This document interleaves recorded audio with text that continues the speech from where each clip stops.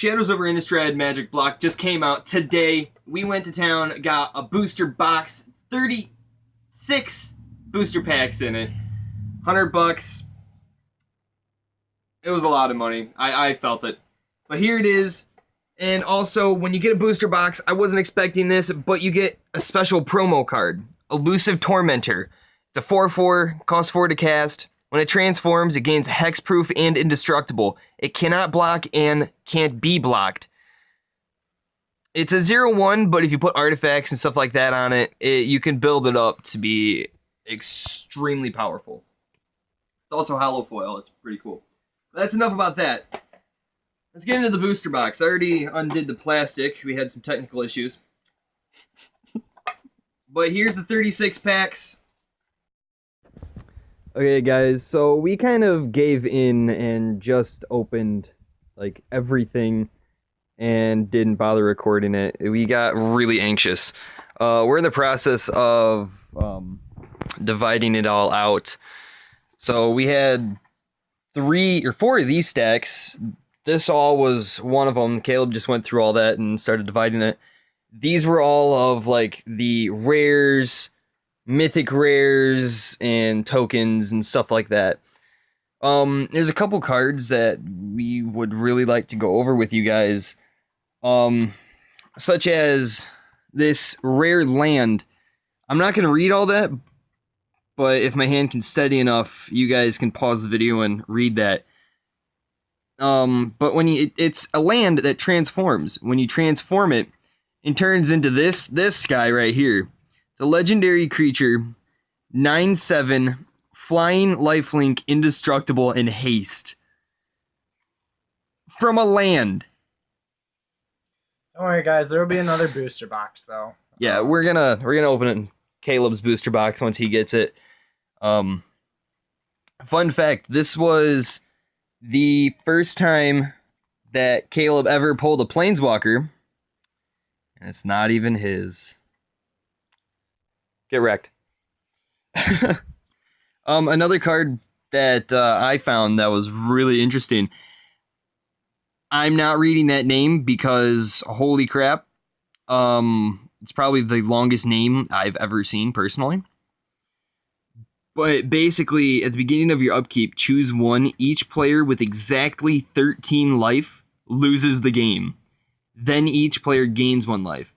And the second ability is basically the same thing, except each player loses 1 life. So, like, if everyone has, like, 14 life, you can just choose them to lose 1 life, and the next turn they lose the game. I like this card. But from that, we did pull this planeswalker, Nahari the Harbinger, Harbinger, whatever, however you want to say that.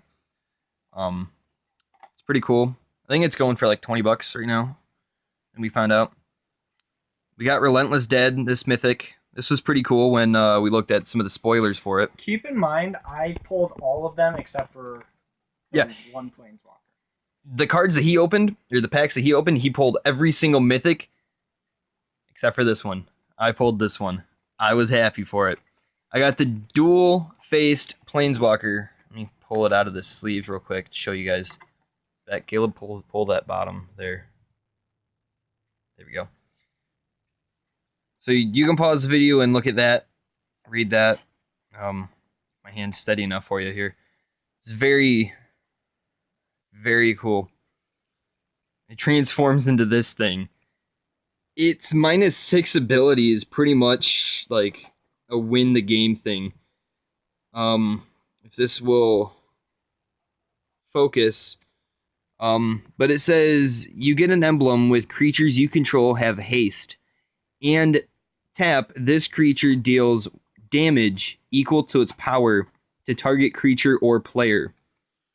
Now, I want to make a red-green Hydra deck with my Primordial Hydra in it, which, if you don't already know, Primordial Hydra, it enters the battlefield with X1 when counters on it, where X is the mana that you cast to play it, -2.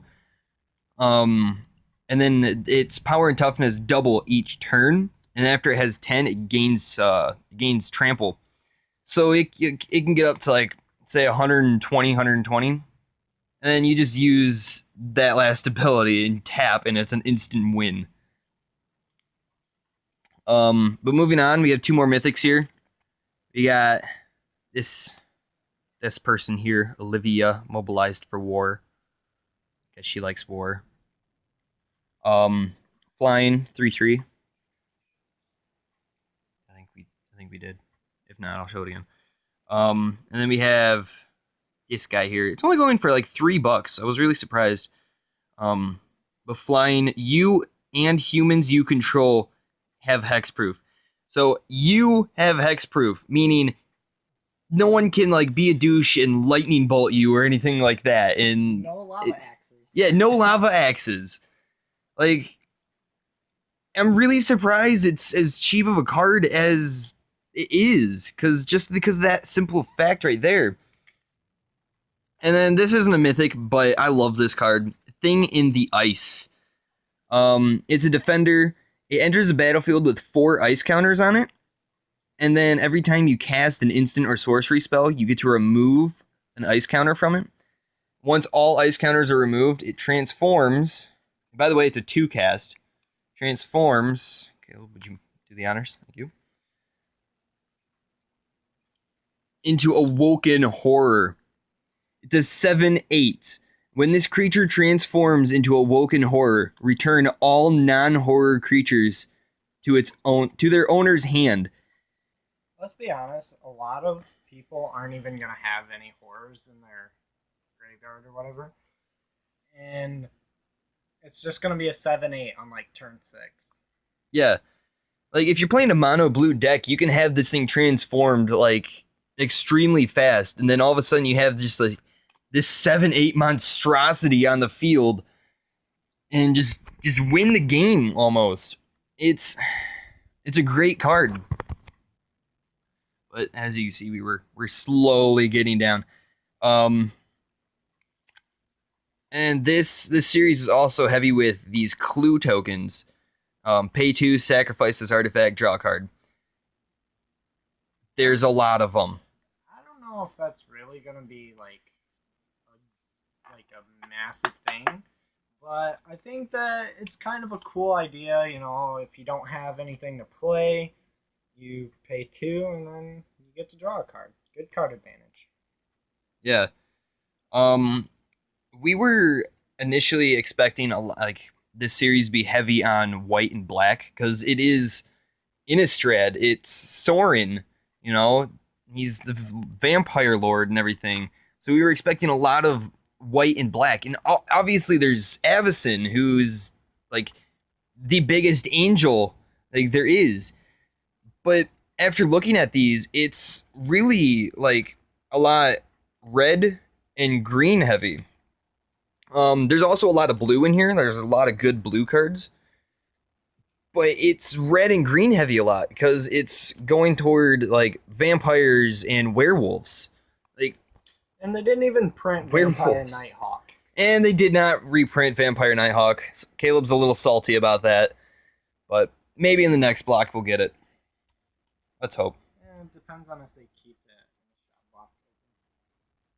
Yeah. But oh, this is a really good card. I kind of want to run that. I hope I get one in my box. Return to their owner's hands all creatures with toughness less than or equal to the number of islands you control. That's a really good card. And it's hollow foil. Look at that. Oh, there's like a creature in the background. In the wave. But yeah, this is a really great block.